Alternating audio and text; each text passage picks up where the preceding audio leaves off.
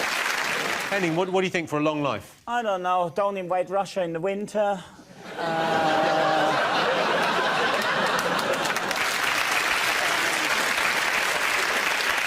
Well, the key to a long life is have realistic ambitions. If you try in life and become something you can't, you're just not destined to, then don't try and go for it, but just lower your expectations and your ambitions. There's nothing more... If people... I don't know if that's ever going to be a Disney song.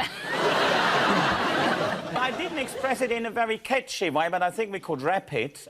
Like, do not have too high ambitions, everyone. Oi, listen. I don't know if you've heard rap music or just someone with a speech impediment. But that's the key, isn't it? If people think, oh, I wish I was an astronaut, forget about it. You'll never be an astronaut. Don't set yourself up for disappointment. Just have realistic ambitions. Like, OK, in all probability, I'll end up working somewhere in middle management. Of course you will. Simon Cowell thinks he's harsh, but this guy... I'm not even going to break your dreams. I'm telling you, don't have dreams. Joe, what's the best way you've got back at someone? Oh, the only thing I've ever done, this bloke scratched my new pencil case, so I drove my van into the front of his house.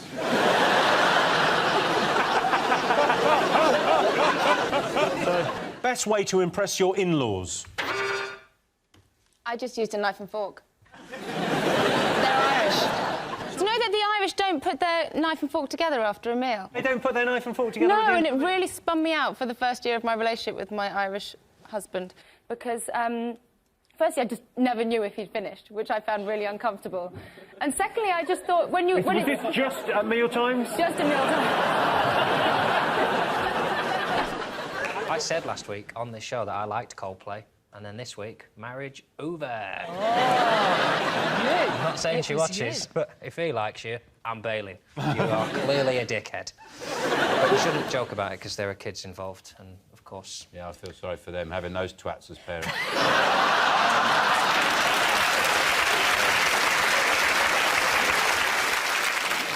The accent is not as important as what someone's saying, is it? Are you only saying that because your voice is... Nauseating, yes. But if, like, the Birmingham accent is renowned as one of the less naturally alluring, but if it's saying, "Are you enjoying that sandwich? Do you mind if I give you a blowjob? I'll give you 100 quid." Tell you what, I met a taxidermist from Birmingham. He was amazing, and he said, "I've got a stuffed baboon out the back." That's sexy as well. Is it? Everything you're doing is doing it for me. They won't go independent because a lot of the stuff they've claimed to like, they only do to trick us. Like haggis is something they pretend to like. So when we go to Scotland, you have a haggis and you find out it's rancid. Oh, it's amazing. They all have a jolly good laugh about it. Same with, like, Robbie Burns. Even they can't understand it. It's just made-up language, and they pretend it's ancient Scottish poetry. It's not. He's just gobbled it. Hig the mora fluki da pookie down there. And they go, oh, OK, that's ancient lyricism, that is. He was just pissed the whole time. Just, hey, and the hoagie had a bogey. Is it like Mrs. Doubtfire? That's Mrs. Doubtfire's voice, isn't it? It probably is. I pick up most of mine from films. Yeah.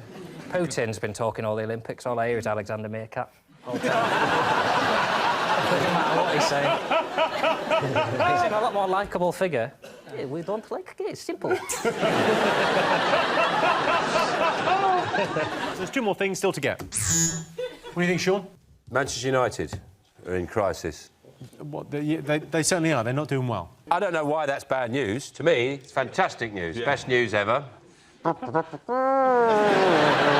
This is the worst season for Manchester United since the Premier League began in 1992, apparently. The problem is the manager, isn't it? Because they had Ferguson, and he had this magic power. He was like Dumbledore. And now they've got a muggle in charge, haven't they? But David Moyes, he's got no magical powers. He's just got very blinky eyes. John, you're a Leeds supporter. Are you enjoying this? Because a lot of people are enjoying the kind of schadenfreude of Man U doing really badly. Man United fans seem to have this... They don't quite understand when they go, yeah, you're only jealous because we won so much. You go, yeah, that's why I'm now enjoying your defeat, because you were really good, and now you're less good, and that is amusing to me. That you are paying an exorbitant fee to Wayne Rooney, and you are shit. Well, that's the other thing that's been in the news. Wayne Rooney's now the best paid player in Britain. He's getting £300,000 a week. He earns so much money now that if he drops 50p, he's earned it back before it hits the ground. How high does he have to drop it from?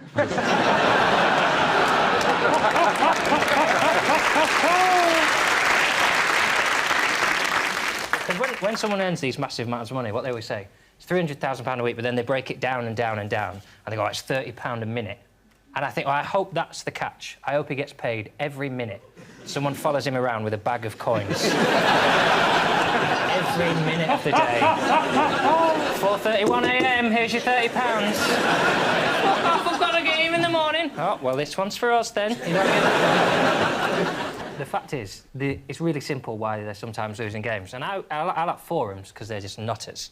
And with football, what you get is the views are exactly the same. I checked a Man United supporters forum and Radio 1 news round for kids. And the views are exactly the same. There's just a lot more swearing on that one. I am from Cardiff and I support Manchester United and I think we are being unlucky. And this guy's going, we're just on a fucking roundabout luck, that's all. Just a really angry 8-year-old. I think the best thing a fan has done, following the loss to Sunderland in the semi-finals of the League Cup in January, a drunken man rang the police and asked to speak to Alex Ferguson. After being asked if he needed to report a crime, the fan replied, yes, the crime is that Manchester United were absolutely knackered. I think it would broke up their day. Because all the other calls they're getting are like someone's been murdered or, you know, it's all about... I think there should be a number for that, with just your gripes. Just like, oh, these shoes! Or, I can't find my charger! It's like 998. Sean, what do you think is the sexiest accent? It's not South African athlete. Come out of that bathroom right now.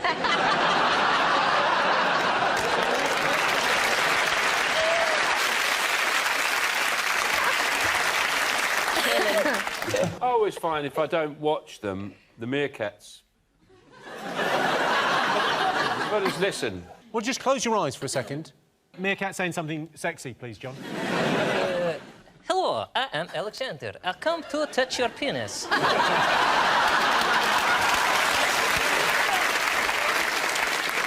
What about Lady Meerkat with nice low voice? Yeah. I am Svetlana, Sean. Hello. That's very good. Let me creep up your trouser. John, did you celebrate Valentine's? Well, this is my first year I've ever had a girlfriend on Valentine's Day. Whoa. Before you applaud that, that's tragically sad, is what it is. I had loads of birds, obviously, but February the 13th, thrift measure, get rid. It's easier for people to meet people now, though. It's like Tinder. It's like an app where you just put your profile on it. People tick if they want to go out with you, or cross if they don't. But there's like 2 million people on it, this app. Lee Ryan's completed it. He's just waiting for a few more levels. I imagine Chris Martin got fed up coming home from the recording studio, opening the fridge, and all that's there is like a meadow of alfalfa sprouts. And the only treat is a little marzipan farmer leaning over it like that. Now he's had a lifestyle change. He doesn't have to, you know, abide by her rules, because she was so vegan, she sort of grows towards the light, doesn't she? She's sort of... Flint, what do you make of this split? I feel like my faith in love has been destroyed. No, I don't really. I feel sorry for them, though, because they were together 10 years, and that's like dog years in celebrity relationships. That's like a long time. It's like a miracle. Yeah, but I feel sorry for their kids, because she banned Apple from eating carbs, yet was sadistic enough to name her after a carb. Why not a lean protein? That was the sound of our audience going, are apples carbs? Yes. Are they? No, yeah, they're not. Fruit and veggie carbs, yeah. I know that tomatoes are a nut. Yeah. Chicken's actually a legume. We're making the anti-QI. Phil fell for it. Yes, no, they're a fruit. That's what I was doing, Phil.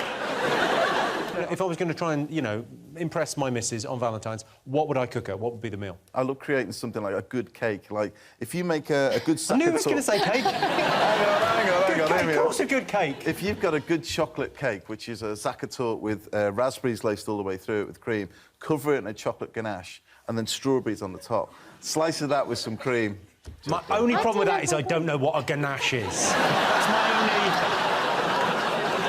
think you're thinking of a Viennetta, mate. That's a Viennetta. It's quizzing answer, mate. You're wasting your time. When was the last time you had a Viennetta? They're very nice. Don't you be sneering. I made one for a series recently. You made a Viennetta for the series? They make them, mate. But I In the factory, they're about a mile long. It's just a thing going... I used Indian ice cream kulfi instead of ice cream, and it was delicious. I used a mango and passion fruit. Mango in a Viennetta, that's bullshit. Most unattractive habit. What do you think, Phil? Well, I've just been filming my Secret Agent series, going around helping people who haven't figured out they actually need to clean the house in order to sell it. What's the worst thing you've seen? There's an awful lot of kind of pet poo. I've seen an awful lot of that. I've seen a kitchen where the cat had weed on the floor so much there was a hole in the floor. It was rotten. Sex aids. Seen a few of those. What, just lying around the house? Yes. For the estate agent, this room would be ideal for masturbation. I think love can be a scary thing, and nothing's more nerve-wracking than the first kiss. Take a look at this clip from the reality show The Virgin Diaries. I'm 31, and I have never kissed a girl on the lips. We're saving our first kiss for our wedding, and a lot of people are just, like, shocked when they hear that. Like, really? Is that hard to do? As if no one ever does it. I now declare you to be husband and wife. Ryan, you may kiss your bride. I love you. I love you, too.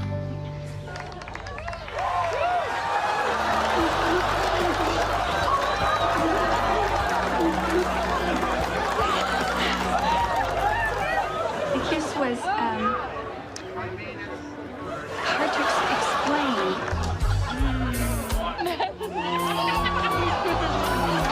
Strawberry lemon, honey. It tastes so good.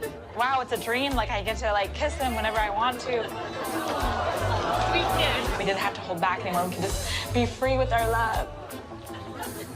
I can't stop kissing. It's like, oh. She just went right at it. I can tell she's been holding back, and now she's not.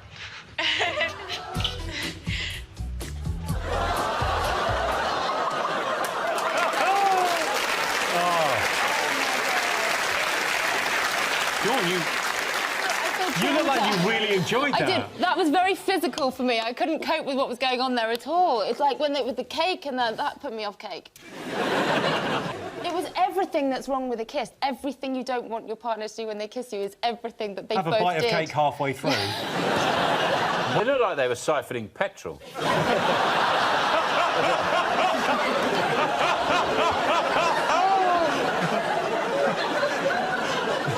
There's obesity crisis, and they want to put a tax on fizzy drinks particularly, and also raise funds to pay for the NHS treatments which will inevitably arise from the amount of obesity.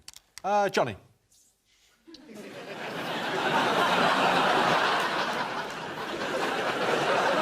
I like my vodka with a mixer. You start taxing the mixer, I drink my vodka without the mixer. I go out and I burn down factories. What's that going to cost the taxpayer?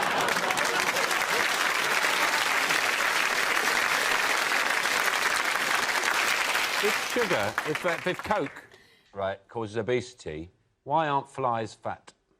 They love Coke, but they're not fat. Flies know when to quit because they've got loads of eyes and they can see themselves and they cry and they fly off. If I'm drinking Coke and I don't have a mirror, I'll be there for days. Did you celebrate Valentine's this year? I had a bit of a mare. I found out there's a very fine line between making a romantic gesture and just exposing yourself at a stranger. I don't really want to talk about it, but let's put it this way. I've now got to do 100 hours community service. Fern, any unattractive habits? Just remembered I pulled this guy once and I brought him back to my flat for a pump, and I pulled back the sheets and there was a loaf of bread in my bed. Oh my God, it's like a Scottish man's dream. Brush the crumbs to the sides. Make yourself at home, son.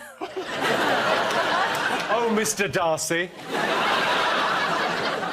A supermarket in Nottingham came under fire after installing a cash machine just 15 inches from the ground. Look at that.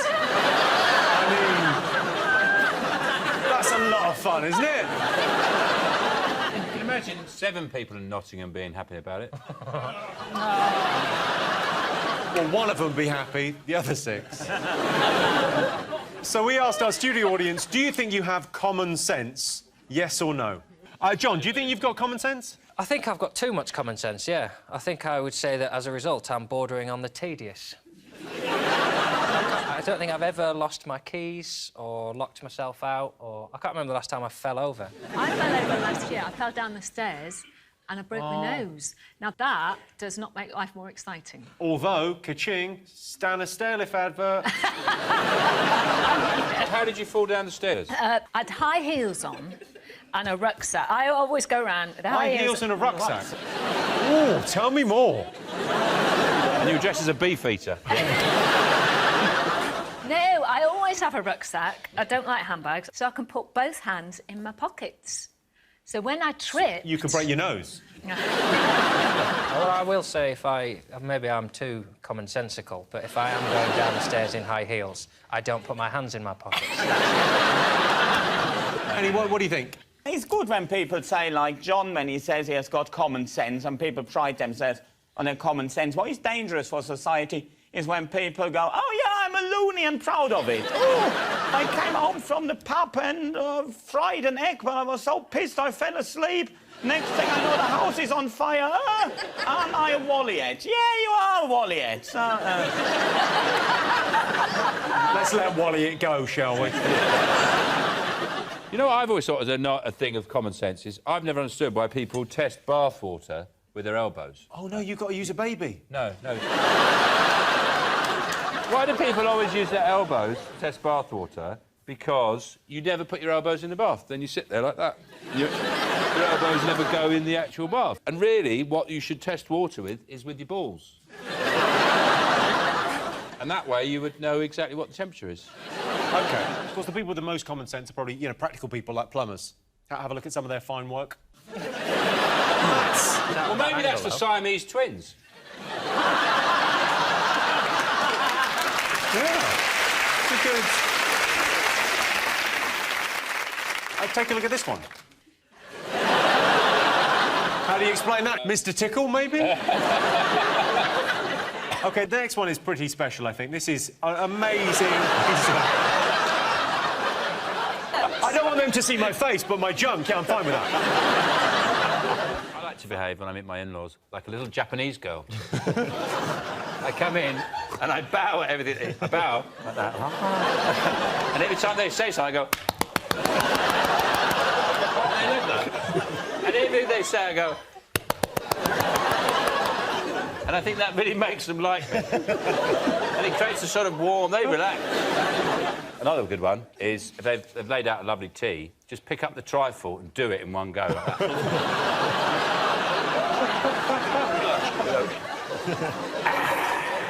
Now I'm going to drive. Or... If they ask you how you're going to provide for their daughter, just go, she'll be all right, and pull a stocking. Everyone down now! There you go. See? She'll be fine. Don't worry, I'll look after your princess. All good ideas. Yes. Presumably you've been talking about Ukraine non-stop on Corrie. We have, actually. We're all quite freaked out. No, it's quite scary, though, to be fair. Is it? What do we do if we're all called up, though, if there is... What do we do? What chance have I got of being called up? I'm the safest person in this war. They've got guns that have been firing warning shots. If I had a gun, I'd be firing warning shots if my kid didn't put his shoes on quick enough for school. I ought to go pow, pow, pow, pow. Yeah, I think... Where's the post? The day you get a gun is the day Paul Gascoigne is going down the chicken shop. He'll be turning up with a couple of cans, trying to calm things down. I wouldn't be that daft. I'd have built a bunker first, wouldn't I? It's good to know you thought it through. Oh, yeah, I'd have a big bunker of McVitie's. I can just imagine them sending in the Tetley's monkey and go, Johnny, come on, come out. The Tetley's monkey? Yeah. The Chinese monkey! Johnny, I'm so sorry. I don't know. You know I don't know what was going come through my over brain. here, you don't adopt our culture.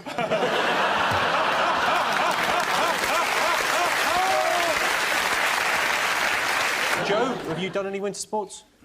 Yeah. I like them all. I like them all because I absolutely love Lycra. I do all of them. I love the way it feels on my body. I feel sassy when I wear Lycra. I don't care who knows it. And I like watching people in Lycra. I'd watch anything it involved. Like I'd watch Songs of Praise if they all wore Lycra. So what I'd like to see in Lycra, one man and his dog. Yeah. The shepherd and the dog in Lycra. And a couple of the sheep sort of hanging about. Have you been involved in any protests, John? Have you done any marching? I've done some marching, yeah. Mostly around my house to my own tune. No, I don't think I have. Really? I do. I do quite regularly do protests. I did one the other week for a pensions march. It was quite a vocal march. It wasn't for pensioners. It was on behalf of the pensions industry because people are living too long. They just walked around saying, "What do we want? A cold snap." It was sponsored by EDF, which stands for Elderly Die Frozen. That's what it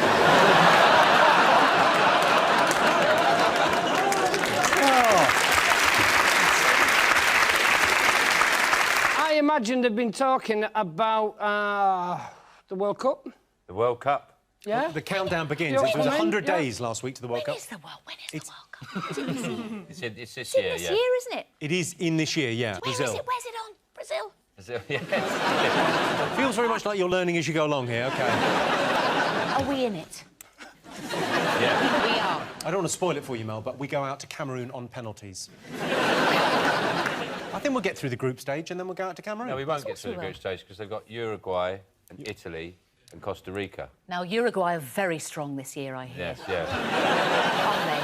And the Ricans as well. Yeah. The Ricans? They're ones to watch out for. Ah, those bloody Ricans. Ricans, man. OK, Johnny, you looking forward to this? No, I am, but I think we should be a bit more positive and send them off with it. I believe in applying healthy pressure. Convince them that they're meant to win. But I think the opposite, because they've got a psychologist who worked with the British cycling team. Yes. And his ethos is cage your inner chimp. He says there's two decision-making processes. There's your logical adult side of you that makes a decision, and then there's the sort of like, you know, child, undeveloped side of you, which is your chimp side. And he said a lot of the bad decisions you make are made by the chimp. I think Johnny's just had a big breakthrough. Yeah. Yeah, for years I've just been putting a T-shirt on it and flogging tea bags. No,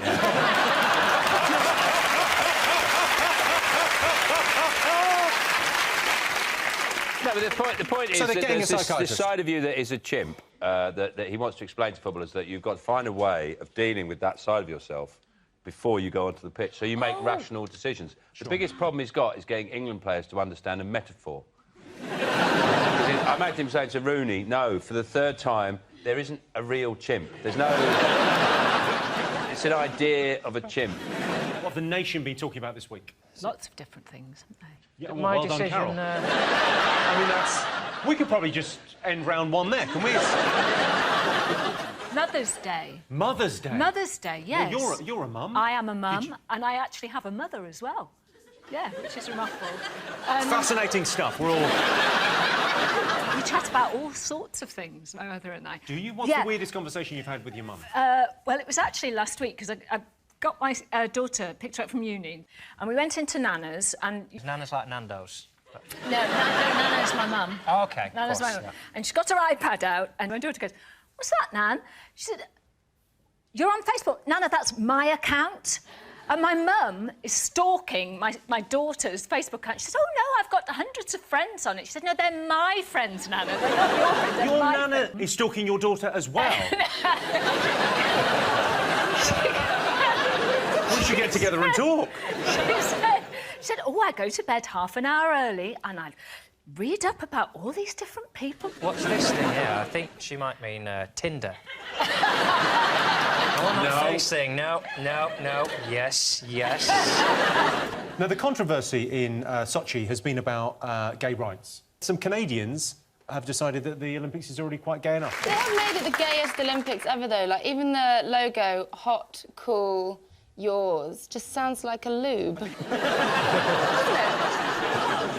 I was very disappointed in the opening ceremony because I wanted to see Putin really sort of, you know, like, express his masculine nature. I wanted to see him going down the luge, right, in his pants, wrestling a bear and using his cock as a brake.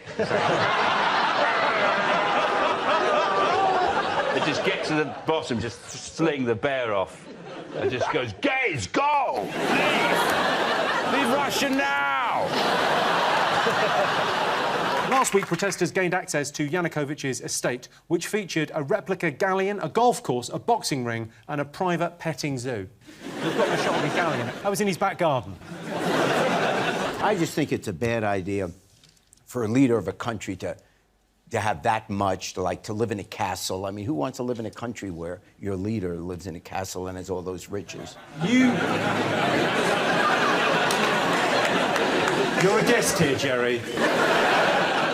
And she's got no power at all. And she doesn't own a zoo? No, she doesn't own a zoo. Well, technically, she owns... All the zoos. All the zoos. Why are we always so surprised when they go in and find, like, there's a zoo, there's a galleon? All the nutters have zoos, for a start. That's a sign of a bad guy. No one has a zoo who's a good human being. I want my own zoo. You're not a keeper. Well, OK, you are a keeper.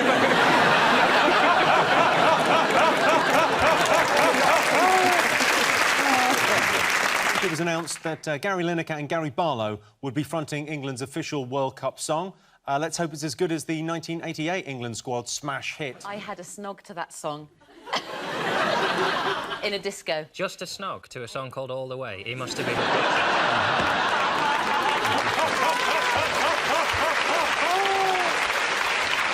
remember college disco. Why are we doing a World Cup song? What, us seven? Because we respect music. you know, if it was me singing, if you don't win, I'm going to come in your house and do things to you. I'm going to take your dog for a walk and it's never coming back. We might go out, they might score a few goals. If you want your wife's head in a box and come home and find me wearing a clothes, then miss a penalty, I dare you! Sean, do you celebrate it in your house? You got kids? Yeah, I hate Mother's Day because I've got young children, so they don't. Obviously, they don't do anything. I have to take them out. If Mother's Day's crap, it's my fault, not their fault. I'd like to leave it entirely up to them. You know, nothing to do with me. Do you get the kids to cook them breakfast? Yeah. And I don't interfere at all. So it's eggs fried in washing up liquid. So no, this is what their breakfast is. Eat it. What I like to do, if my wife says, where are the kids' presents for Mother's Day, I said, I've hidden them. And what I do is I hide them under a pile of ironing. A little treat. You go and, during the course of the week, you'll come across them. John Steam, what do you think people have been talking about over the last week? Floods. Oh, well, floods, yeah, definitely. It's been awful. Yeah. I'm surprised there's an audience here. I thought there'd just be sandbags and some people in canoes peeping over the top. I mean, it seems to be quite... I mean, I live down in Kent, and in the rural countryside, some of the villages have been cut off, you know, 3 out of the 4 roads in have been cut off. Use the 4th road. Oh, yeah. Except it goes the opposite way. Now, what it is in the next village, it has flooded, and the guy goes there and he was having a dump, he flushed it and ended up in the sitting room. Oh. But, I mean, My perfect house. I'll tell you what, I wouldn't blame the floods, I'd blame the plumber. So, Paul, if the village has been affected, have you got sandbags around the house? Have you taken precautions? The village is fairly big, but it rises up, so we're sort of, you know, it's only the lower places. OK, because there's a builder in Somerset called Sam Notaro, nicknamed King Canute, who's constructed a 5-foot-high barrier around his home. Have a look.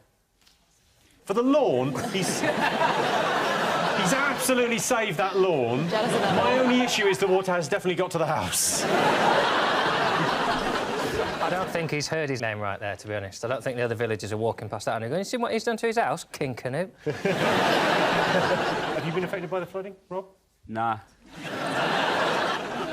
No, I've not been affected. I mean, I find it funny they've sent the soldiers in. What are they going to do, shoot the clouds? What do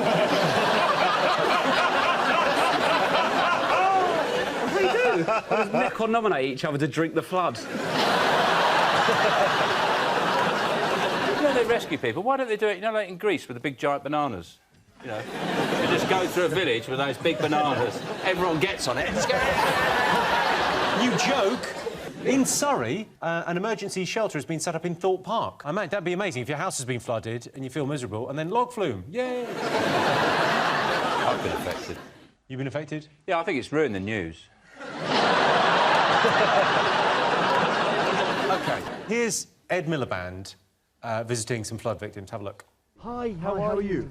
It's our luck, is it? Yes, it is indeed. It's, you know, it's interesting you've come out. Yeah. You talked about 2003. Yeah. Of course, we had flooding here then. There was a report. There was a report done by the Environment Agency, and funding wasn't provided by the then Labour government. Well, look, we now actually have a plan to get a bund put at the back. And so we have got funding coming. Can I suggest I guess the issue is... Can I make a suggestion for today? Can I make a suggestion for today? The issue, Mr Miliband, is that why are you actually here? Because what I'm hearing from local residents, actually they're not actually interested in people just coming for a photo opportunity, you know, talking about local issues when they don't know what's been going on locally. So I wish you'd done a bit of homework before you turned up here. Not badly. I love that. Okay. What he should have done there, and he's got a lot of respect from the British people, if he'd just gone... They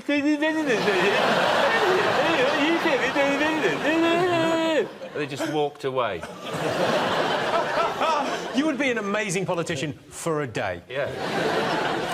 2,000 feet. Fuck off, mate. It's a flat. What can I do?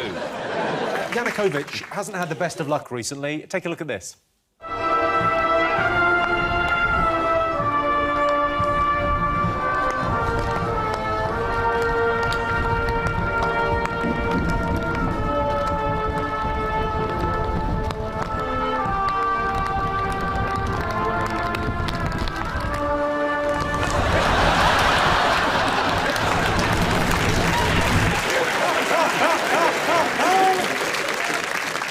You introduced that clip by saying he hasn't had the best of luck. He lives in a house with a zoo and a galleon and a lake. Yeah, but he hasn't had the best of luck. A leaf hit him on the head. Example, Elliot for the evening, for the purposes of this. Elliot, it's your actual name. You've been to Ukraine, right? Yeah, I was really disappointed, actually. What do you mean you were disappointed? Where did you go in the Ukraine? We went to shoot a music video, as you do, in Ukraine. Where exactly in the Ukraine? We went to Chernobyl. So you were disappointed with Chernobyl? No. It wasn't as nice as I thought it was going to be. No, the reason I was disappointed in Ukraine is because when we went back to Kiev, we stayed the night in Kiev before we had to fly back, and we went everywhere looking. I went, right, I'm going to have chicken Kiev in Kiev. And we went. I'm not joking. Yeah, we went to about 7 places, and we couldn't get chicken Kiev in any fucking place in Kiev.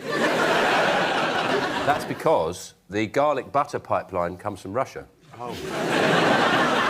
Putin cut that off. I had the same problem in LA. I couldn't get a lasagna anywhere. It's worth pointing out that before Elliot went to Chernobyl, he was a 22-year-old woman. The news does seem like it's secretly been written by a 14-year-old boy with an overactive imagination. Like there's a sort of 90s spy film to it, like the Russians are back as a main enemy. You've got an evil warlord going, about to start World War III. You've got like Angela Merkel with her cat and her tiny eye just going, but you have our gas. You know, it's all really... I'm just waiting for the news reporter to go, but who can save us? Dun dun dun dun dun dun dun dun. William Hague. Oh, what? Thank you very much. One year when me and Mum had our annual Mother's Day fallout, it was because I bought her one of them funeral cards instead of Mother's Day. What did it say? With deepest sympathy. Sorry you got me for a daughter. I'm worried the floods are going to give bungalows a bad name. I know they flood easier, but apart from that, they're fucking brilliant. They're like all the best bits of a house without the bullshit of stairs. I live in a bungalow and Good for you! Yeah, I really agree. Right on. Sorry, where is this bungalow? In Los Angeles. Sorry. You've come over from Los Angeles for I this? have, yeah. Well, not just for this, no, but, What I'm worried about, if the flooding gets any worse, I'm going to have to move my caravan further up the hill. Or I'm going to have to move back into my treehouse. Oh, you like bungalows? Yeah, I've got a few places, mate. I'm earning.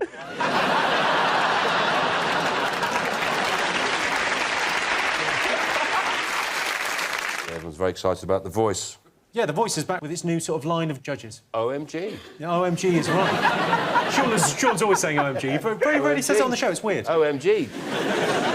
So it's Will.i.am, Kylie Minogue, Tom Jones and Ricky Wilson. You have Tom Jones is on the show? We have Tom Jones on the show, yeah. Tom Jones. We have a confused old man who can't work out why his seat won't take him into the bath. I love it.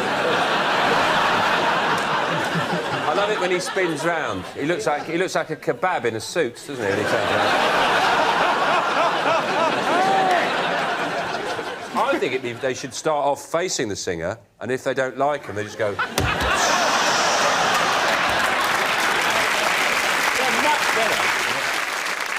I don't know a lot about the diet over there, but I only imagine they cured meat, pickled cauliflower and vodka. I imagine their guts are just ready to explode. Don't talk to me about exploding guts. I've got a hernia. Oh, no. You've got a hernia? Well, how did this happen if that's not a... You don't ask a lady questions like that. It literally means that your gut is protruding through the stomach wall. I've got that. Have you got that, Kim? Yeah. I think I've got one too. It's Have just you? above my balls, yeah. Yes. Like a tiny little... Does anybody else have a thing where... I have this thing, whenever I see Vladimir Putin, I just think of a Putin. But Putin's got the classic short man syndrome. He's obviously got that to a degree, because he's about 5'5", he's bald, right, and he spends a lot of time on jet skis, doesn't he? Spends a lot on driving around. He's always got his top off. Top off on a horse, that's his favourite thing. Yeah. Shooting something, catching a salmon. He's like Simon Cowell with an army, isn't he, really? You know what? Why don't you lot keep on talking? Because when he invades, I think he's great. You know what? I think all he's done is put troops in there to secure certain people against xenophobic acts, and I think that when he does land on these shores, I'll be the first one waving.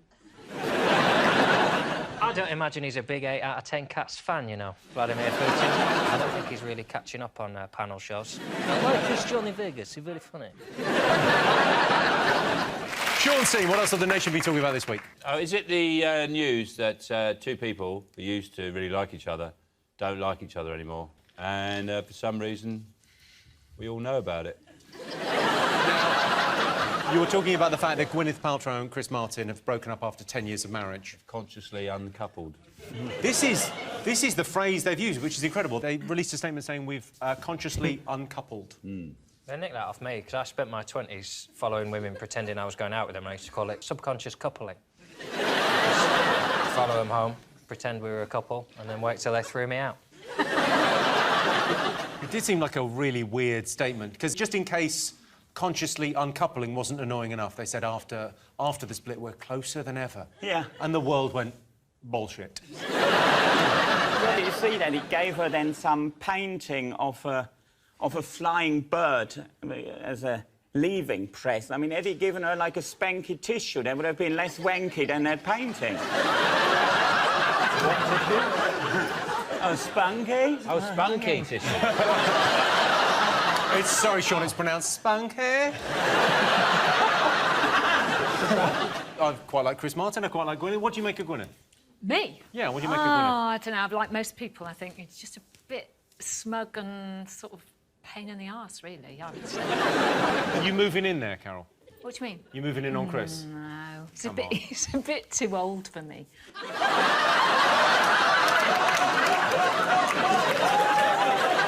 This is the 18th of September this year. The Scottish voters will be asked, yes or no, should Scotland be an independent country? What do you think, Dawn? Do you think they should go, or...? I'm in a little slight situation. I was born in Scotland. My dad lives in Scotland. Hi, Dad. Go and see him while you're over here, for Christ's sake. You live in LA, you're going to come over here and wave at him on telly and fly back. That's actually quite correct. But I love him very much and I'll see him next time. But I do think that... I'm sure he'd be thrilled with that little terms and conditions at the end. If you do not keep up the payments, I will never see you again. Can I carry on? What with your relationship with your dad?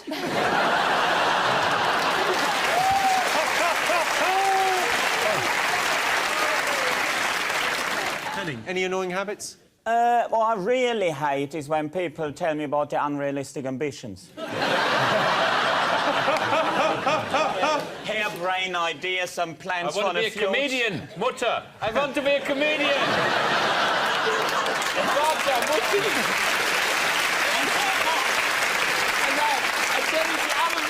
Mutti, I want to be a comedian in England! I would have never, ever bored my parents with plans like that. Really? You do it, and then you tell... I'm a comedian now in Great Britain, and then, yeah, good for you, well done. I imagine somewhere in Germany, there's like a map of Europe, and there's like a cardboard figure of you, and someone's going, we are going to push Henning into England.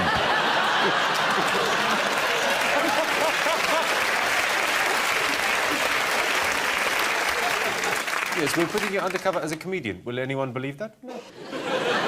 Do you reckon I work for Berlin from here? Yeah. What sort of information will I have gathered here this evening that would be of any interest or significance to anyone back home? Well, don't be like that, Henning. The most important message you can take back home is, we haven't forgiven you. Top adrenaline rush.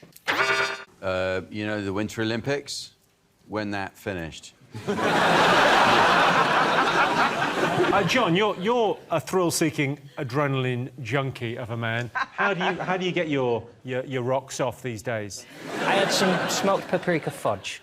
That gave me a bit of a buzz. Do you want the truth? I thought it was just fudge. I swallowed it and went, ooh, paprika. I went on a water slide in Benidorm. That was a bit of a buzz, but I didn't enjoy it. It wasn't a buzz I enjoyed. It was a buzz of, oh, I'm gonna die. Elliot, you're a bit of a thrill-seeker, aren't you? Well, have you got a story on me? I've not a story. I've got a photo from your honeymoon. Oh, have you? Not that one. I've got a photo of you swimming with sharks. Oh, hello. I'm the bloke on the right, by the way, not the bloke with his arse out. I thought it was your fiancée. Now, Jerry, what was the most kind of adrenaline you felt in your system? At this age, there's nothing that rushes. Yeah. I'll give you how to give a little thrill. On the trains now, they have these, you know those electronic toilets? Yes. So you press a button and they slowly slide open. Then you go in, and then you have to press close, and they close. Don't press lock. Too much adrenaline for me. That'd be awful. It's different for a man. Yeah. You just turn around and piss on their shoes. Machine, what do you do for adrenaline? Small things mainly, like putting dry clean only clothes in the wash. And there it goes. Also, you know they say cleanse, tone and moisturise. I don't tone. There it goes. Sean, do that thing with your forehead where you scrunch it all up. Yeah, OK, look at that, Roisin. That's what will happen if you don't tone. I can catch frisbees. I've got pizza, coffee for everybody, and then oh, a frisbee. There you go, frisbee back. How much posher is your girlfriend than you then? So when you first turned up, did they go, what have we done? Why is she trying to get back at us? Let's put it this way. She's been to watch the polo with Harry and William playing, and me and my brother Joe used to have boxing fights at Christmas in front of the family.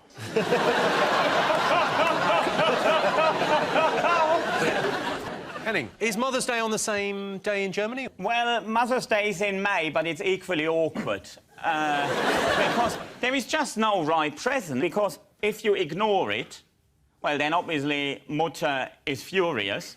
But then, if you don't ignore it and give Mutter something, she goes, well, and why aren't I treated with any respect for the rest of the year? So it's a no-win situation. But You could treat her with respect the rest of the year. That might... I mean, it's just a thought. I'm just throwing that out there. Yeah, it's too late for that now.